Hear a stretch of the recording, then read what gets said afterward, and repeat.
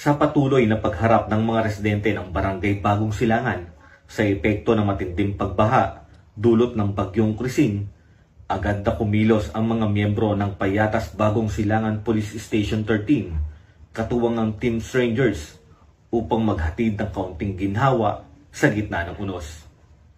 Namahagi ng libreng lugaw ang grupo sa mga naapektuhang residente bilang bahagi ng kanilang relief efforts at pagpapakita ng malasakit sa komunidad.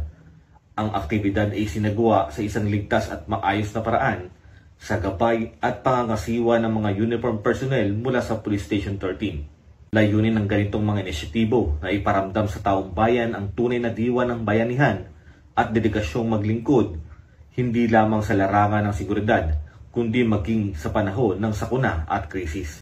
Sa panahon ng kalamidad, hindi namin nais na magutom o mawalan ng pag-asa ang aming mga kababayan. Sa simpleng pagbibigay ng lugaw, nais naming maipadama na hindi sila nag-iisa. Ako po si Patrolman Lugemir Julian, nagbabalita para sa Police News Express.